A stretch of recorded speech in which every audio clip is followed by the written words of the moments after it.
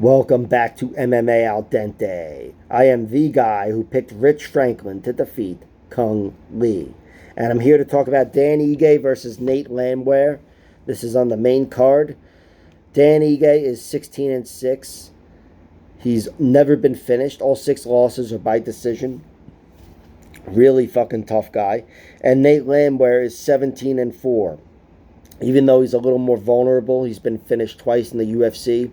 If you don't finish him in round 1, if you don't go through him, he does have one submission loss in round 2 way back, but his 2 knockout losses in the UFC are in round 1. And if you don't get him out of there, Nate Landwehr is a problem to deal with in rounds 2 and 3. This guy is grit personified. He's one of those Darren Elkins, Chad and Helliger types that just keeps coming. His takedown defense gets better over time, throughout the course of the fight, and his striking, his volume only gets higher as you get down the stretch of the fight. He is a problem in round 3 for probably anybody.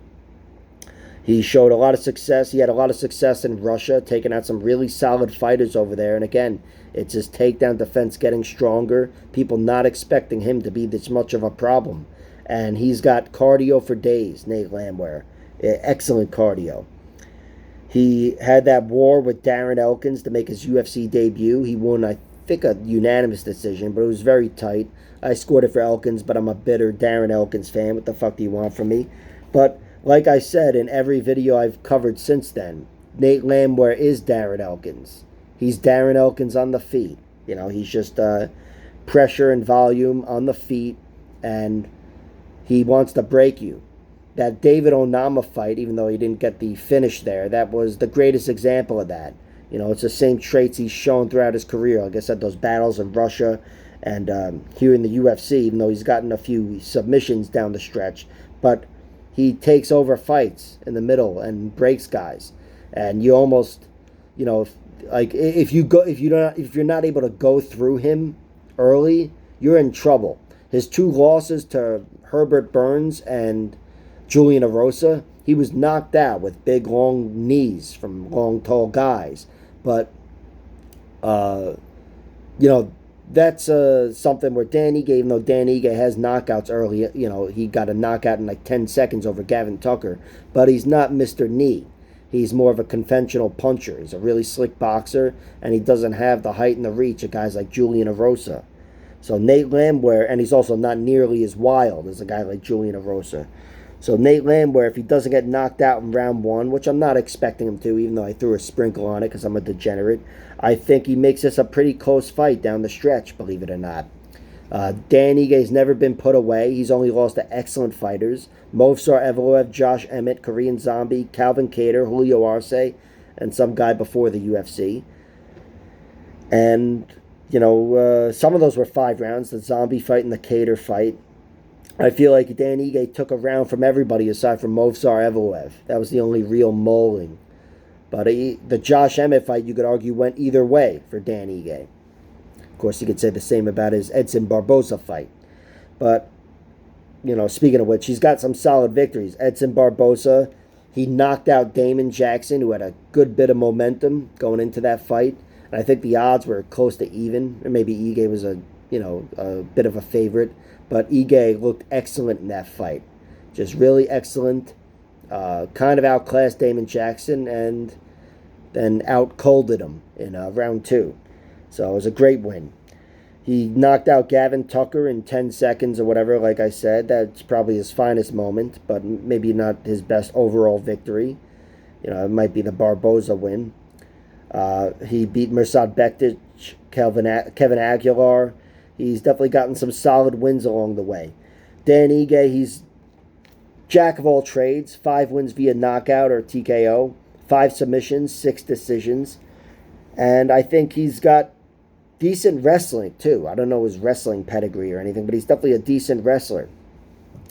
But I don't know if he's that formidable of a wrestler to sustain a wrestling game plan against a guy like Nate Landwehr. I don't think so. Nate Landwehr's a guy whose takedown defense gets better over the course of 15 minutes. Everything about him gets better. So I'm expecting this one to be pretty tight. And Nate Landwehr, I should say, he really impressed me getting 2 submissions down the stretch in his UFC career without ever having gotten a submission before. Never had a submission coming into the UFC, and now he's got 2, even though they're over strikers, and you could even call Austin Lingo a brawler, but did not expect that. Solid victories for him, deep into the fights. Ludovic Klein in round 3, I believe. We have round 3, the Anaconda, and Austin Lingo, round 2, rear naked choke, even though he hurt him right before that. But still, very cool for Nate to get 2 submission victories as his first 2 as a pro fighter and have them happen deep into the UFC, deep into the fights in the UFC. So, really cool of him. But I don't think that's going to happen here against Dan Ige. Ige's never been finished, and unless Nate really beats him to the point of exhaustion, where he, his pressure and everything just works wonders, and he gets Ige to the brink of exhaustion in round 3, I don't think he's going to get a finish. Certainly not with stopping power. I think Ige's got the chance of getting the finish here, and it's mainly in round 1. Even though Dan Ige, again, he's not Julian Erosa, but I think it's mainly in round 1, and then after that, this is going to be a closer fight than people expect.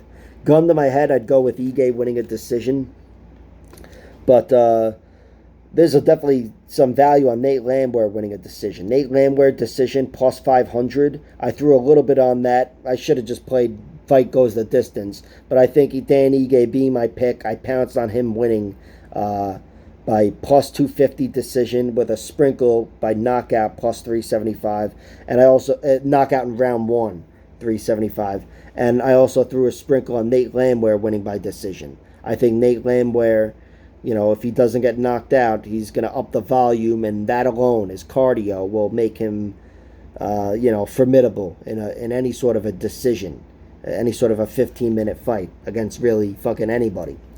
But Ige, I think, will be more technically sound, and certainly early on will rack up more points, even if he doesn't have too many big moments, knockdowns or whatever. I'm expecting him to be leading the dance, especially when he's fresh, and I'm picking him to win a decision with a gun to my head. That's my pick. Like, share, subscribe, all that horse shit, and check out my other videos.